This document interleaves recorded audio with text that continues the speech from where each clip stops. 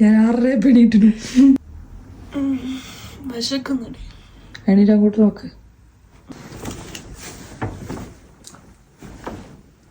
Guys, ഞാൻ ഉറങ്ങിയ സമയത്ത് എന്റെ ചേച്ചി ഉണ്ടാക്കി വെച്ച ഫുഡാണ്. അപ്പൊ നിങ്ങൾ വിചാരിക്കും ഇതിനിപ്പോ ഇത്രയും ഓവർ എക്സ്പ്രഷൻ ഇട്ട് മരിക്കേണ്ട ആവശ്യം എന്താണ്? ശരിയാണ്, കഴിഞ്ഞ 2 ദിവസമായിട്ട് ഞങ്ങൾ ഒന്നും കഴിച്ചിട്ടില്ല. ഫുൾ ഉറക്കമായിരുന്നു. ഒരു വീക്കും കൂടി ആനുവൽ ലീവ് ഉള്ളതുകൊണ്ട് ഫുൾ റെസ്റ്റ് മാത്രമായിരുന്നു പൊക്കോണ്ടുള്ളത്. രാവിലെ അവൾ ഉറക്കം അടിച്ച് ഇങ്ങനെ ഒരു ഫുഡ് ഉണ്ടാക്കുന്നത് ഞാൻ സ്വപ്നത്തിൽ പോലും വിചാരിച്ചില്ല. അതിന്റെ എക്സൈറ്റ്മെന്റ് ആണ് നിങ്ങൾ എന്റെ മുഖത്ത് കണ്ടത്. ഫുഡാണെങ്കിലോ ഭയങ്കര ടേസ്റ്റ് ഉണ്ടായിരുന്നു. വെറും ഒരു ചമ്മന്തിക്ക് പോലും ഇത്രയും ടേസ്റ്റ് ഒന്ന് ആലോചിച്ച് കഴിച്ചൊരു ദിവസമായിരുന്നു അന്ന്.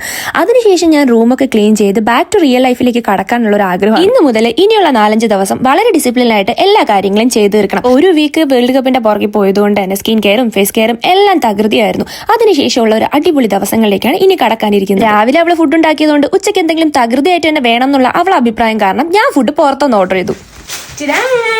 ഈ കല്ലുമ്മക്കായ ബിരിയാണി കഴിച്ചിട്ടുണ്ടോ?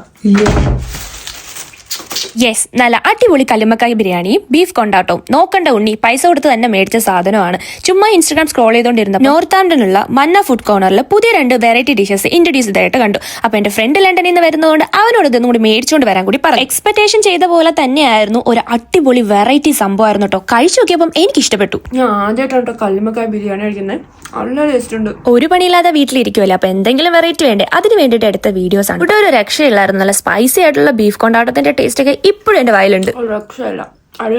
പിന്നെ കഥ പറച്ചിലായി, കാര്യം പറച്ചിലായി. ഞാനവളോട് ചേർന്ന പിന്നെ പറയണ്ടല്ലോ. പാതി ദിവസം കഴിഞ്ഞത് തന്നെ അറിയത്തില്ല. പിന്നെ ആ ഫുഡും കൂടി കഴിച്ച് ഞങ്ങൾക്ക് ഭയങ്കര എൻജോയ്മെന്റ് ആയിരുന്നു. ലഞ്ച് എന്ന് പറഞ്ഞാലും വൈകിട്ട് 5 മണിക്കാണ് ഫുഡ് കഴിച്ചത്. സമയം പോയത് അറിഞ്ഞില്ല. അതിനുശേഷം കുറെ നാൾ അടഞ്ഞു കിടന്ന റൂമല്ലേ, റൂമൊക്കെ ഒന്ന് വൃത്തിയാക്കി അടിപൊളിയാക്കി കിടന്നുറങ്ങാനുള്ള പരിപാടിയിലേക്ക് കടന്നു.